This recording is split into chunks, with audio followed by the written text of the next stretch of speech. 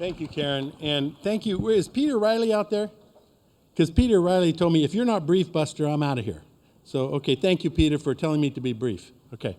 My job is just to thank people. George Mitchell, would you stand up? And if we have a spotlight, put it on him. Because, George, your suspenders are great. They deserve to be on the runway. That's really, really very good. And Barbara Wofford, are you here this evening? Just holler out, yes. Barbara, thank you so much for everything that you've done for us. You've really made this possible, basically. And then finally, what I want to do is Terrell Flawn and the executive committee and all of the members of the school advisory committee, just stand up and don't just keep standing up. Stand up very quickly and we'll applaud. Okay. Because, folks, you know as well as I do, some things depend on people, and these are the people that this program depends upon. So, and the other person that this program depends upon is Dean David Laudy. And Dean David Laudy has done more for this university, for this college, and for this school than anyone I know. And it's a great pleasure and privilege to introduce David Laudy.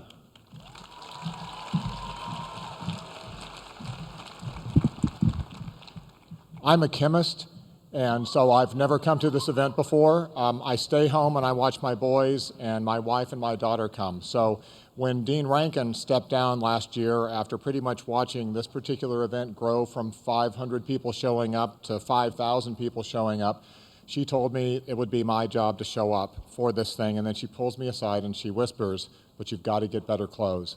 And so I did. I went to the store called Off the Rack, and I bought myself 6 charcoal gray suits, and I'm wearing one of them tonight, and I think I look pretty good.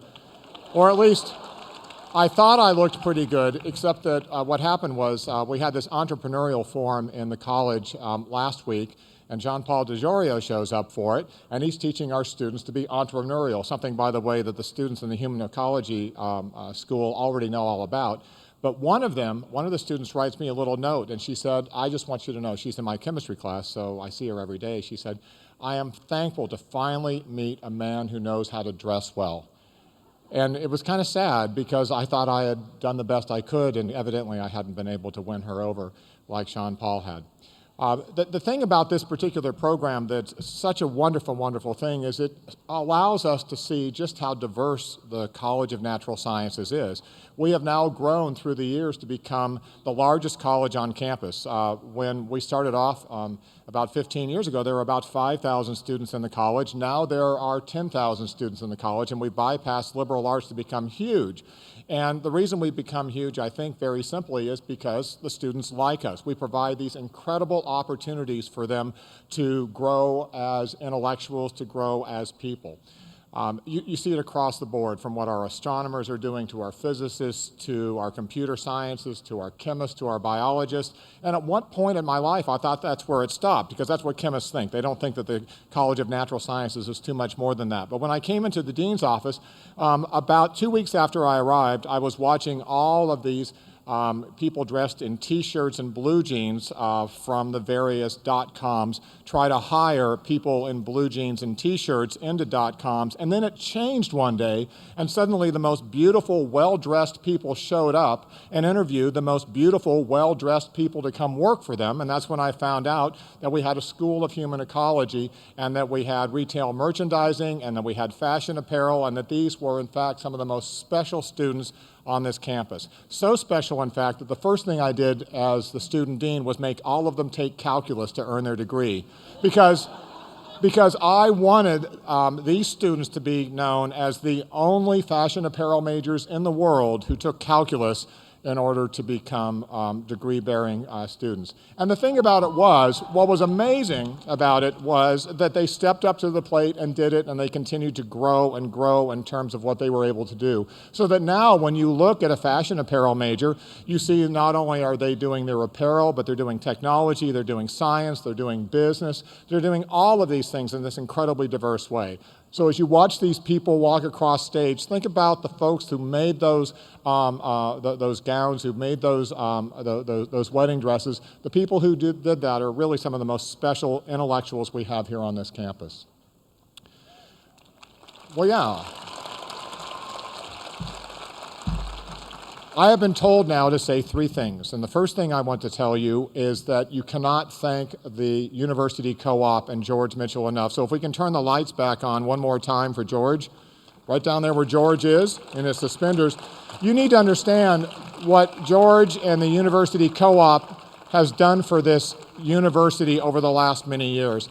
There isn't an undergraduate event in terms of how it grows that hasn't had the imprint of George and the co-op. So when it was time to create the undergraduate research awards and you saw people being inspired to do these sorts of things, we're talking literally about somebody throwing massive amounts of money to celebrate just how great those intellectuals were. And when it was time for a program like this to really take off and they were looking for a sponsor, somebody that was willing to do it, it was the University Co-op and George Mitchell that made that happen. So you see event after event after event that comes along later in the spring, and you can know that sitting behind it is in fact the University Co-op. So thank you so much, George.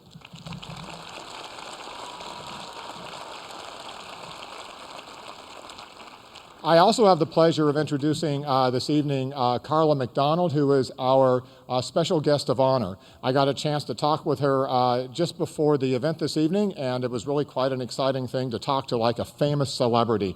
Carla is known for the YNN television shows that she puts on. She has these little 1-minute presentations that have evolved into 3-minute presentations and more.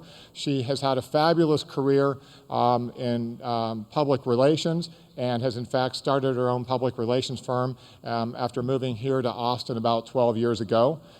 She has somehow become quite the celebrity here, and I've actually seen her face on the cover of magazines around Austin, and so she's known for how well she dresses and how beautiful she is, and it's just pretty exciting. So I was asking her how did this come to be, and she has no idea, except that I was talking to her and it was pretty obvious why. Anyway, it's so great to have Carla with us tonight as a friend of the college. She's actually been working very hard behind the scenes for us so far this year. She's part of the original group of folks who were judging the students. She helped us to fundraise. She's going to be the person who hands out the awards at the end of the ceremony. So thank you so much, Carla.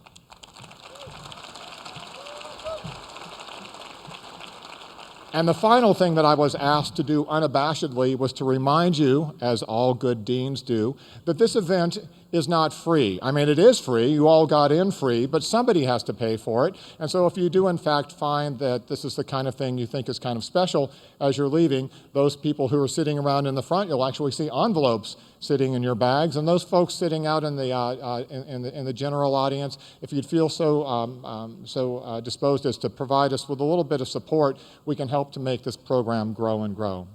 Anyway, thank you all so much, and let's let the show begin.